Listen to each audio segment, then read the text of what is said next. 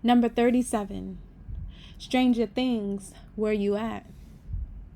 Save for a few snippets of Amy Goodman this morning on her program Democracy Now!, I have not tapped in, not to the readings, the articles, the videos and pieces about the race and the elections, and I have also not watched the local news. I have had a few exchanges with friends and family, and there are a couple that stay with me tonight.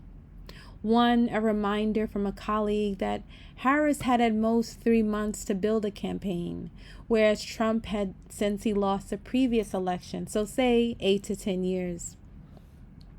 And I also hold on to this message from a friend who shared that Harris pushed too much into identity politics, believing that pulling upon the heartstrings of Black voters and Hispanic voters would drive her across the finish line. What stays with me also today is a short note by Senator Bernie Sanders, where he uses the word smart to describe Trump as a politician in an interview from a couple of weeks back.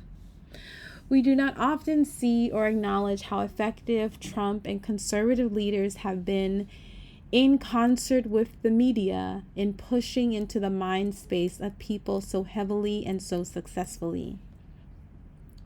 I'm thinking here of the last Trump campaign rally, for example. One might have thought that it would have been a turnoff towards many, but he somehow tapped upon a ridge running through much of the U.S. populace. He has been able to reach people regardless of whether they truly agree with everything that comes from his direction. It is, to me, quite sad that so many supporters of his campaign believe that their salvation, political, financial, cultural, comes out of the sordid promise of what lies ahead. Yesterday, though, on the day the news broke that Donald R. Trump would be the next president of the United States, I bumped very unexpectedly into the brilliant, creative movement artist Adia Whitaker of Ashe Dance. We exchanged a quick hug. She asked me how I'm doing. I think I said I'm okay, and she said, you're good. We're good. We know how to shapeshift. Shapeshift I did know how to do, and shapeshift I do know how to do.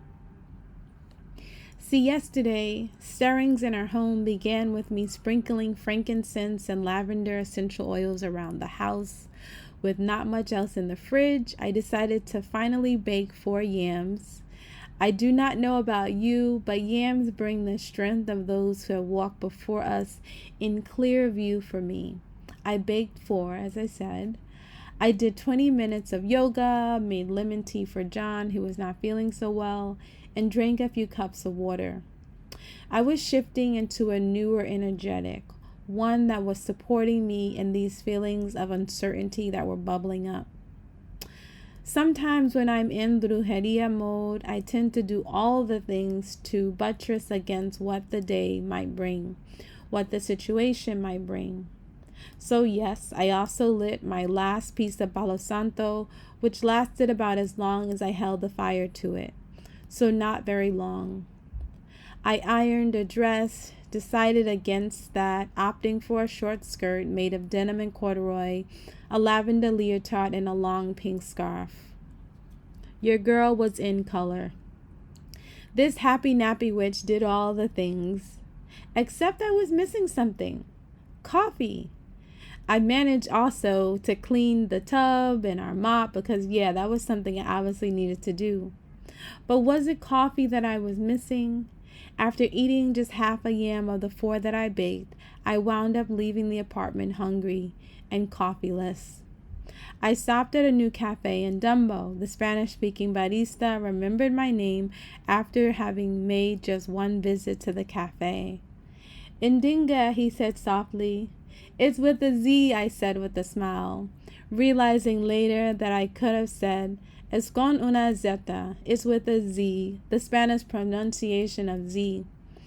It was at the cafe that I realized as I looked through the choices of a variety of wraps that this little bruja needed some wicked, leafy, green level nutritious thing. I mean capital G, nutritious. What are you missing in you? What haven't you had in a minute that sets you right?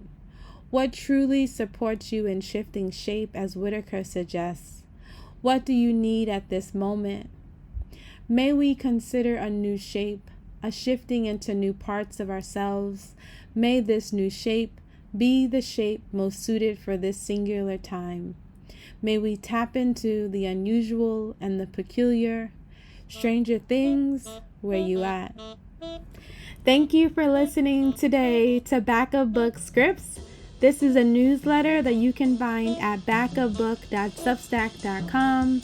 That's backupbook.substack.com. Opening and closing music is by saxophonist Antoine Roney. Thank you.